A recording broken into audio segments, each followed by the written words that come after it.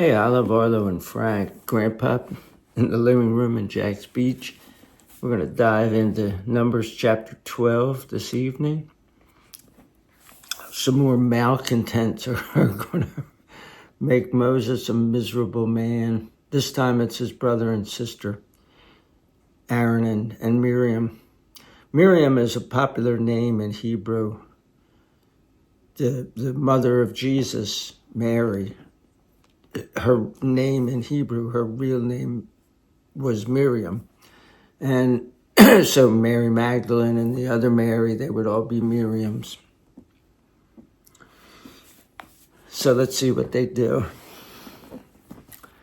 Then Miriam and Aaron spoke against Moses because of the Cushite woman he had married. So a Cushite is, let's see, Cush in the Old Testament can describe the Kassites. They're east of Babylon or Ethiopia. So a lot of people want to say, oh, she's racist, but because the Ethiopians would definitely be black. But these people were, they lived in the desert and they were dark complected, so they were very dark anyway. I think the world is different now than it was back then. I don't think this long ago that color mattered as much as affiliation. Now I know by the time Shakespeare was writing that color did come into play in certain things. The Othello, the Moor of Venice, is a play about about racism. Well, it's one of the themes in it. Then Miriam and Aaron spoke against Moses because of the Cushite woman he had married, for he had married an Ethiopian woman. So it says in there that it could be this other place or Ethiopia, but then they translated as Ethiopian woman. They said, has the Lord only spoken through Moses? Has he not also spoken through us? And the Lord heard it. He's like Santa Claus on steroids.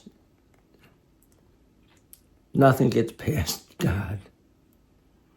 Now the man Moses was very humble, more so than any man on the face of the earth.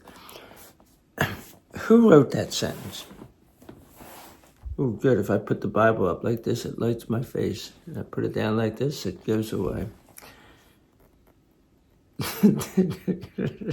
If I was writing a book about, like an autobiography, the life of Frank Clark, and I said, Frank Clark is the most humble man on the face of the earth. Well, first off, everybody, including you little ones, would know that I was full of it.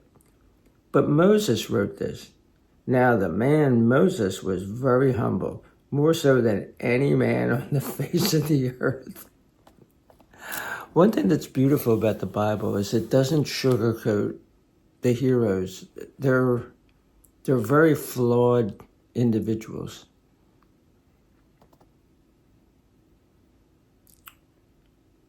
And I don't know why he interjected that in there. Like God listened and heard Miriam and Aaron complaining about, oh, is Moses the only one that speaks for God?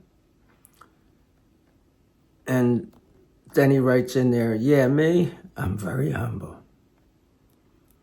And the Lord spoke immediately to Moses, Aaron, and Miriam. The three of you come to the tent of meeting. So the three of them went. And the Lord came down in a pillar of cloud and stood at the entrance of the tent. He then called Aaron and Miriam, and they both came forward. The Lord said, hear now my words. If there is a prophet among you, I, the Lord, will make myself known to him in a vision. I will speak with him in a dream. My servant Moses is not like this. He is faithful in all my house. So I hope that Moses doesn't also misquote God. He's like, oh yeah, Moses is the greatest guy. He's the greatest guy, greatest invention since sliced bread. My servant Moses is not like this. He is faithful in all my house. With him I will speak face to face, openly, and not in riddles, and he will see the form of the Lord. Why then were you not afraid to speak against my servant Moses? The anger of the Lord burned against them, and he departed. When the cloud departed from above the tent, Miriam became leprous as snow. Then Aaron looked at Miriam, and she was leprous. So he turned her skin white. He gave her leprosy.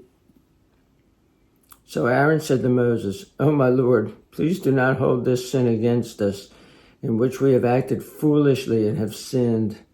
Do not let her be like a baby born dead, whose flesh is half consumed when it comes out of its mother's womb." I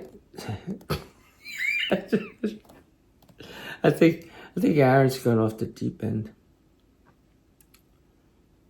Then Moses cried to the Lord, "Heal her now, O God." The Lord said to Moses, "If her father had only spit in her face, would she not have been disgraced for 7 days? Shut her out from the camp 7 days, and afterwards she can be brought back in again." So Miriam was shut outside of the camp for 7 days, and the people did not journey on until Miriam was brought back in. After that, the people moved to Hazeroth and camped in the wilderness of Paran. So next we're going to see them send spies out to the land. And this is another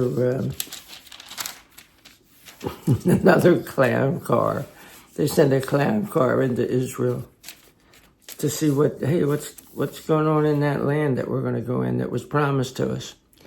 Anyway, see you in chapter 13. Peace out.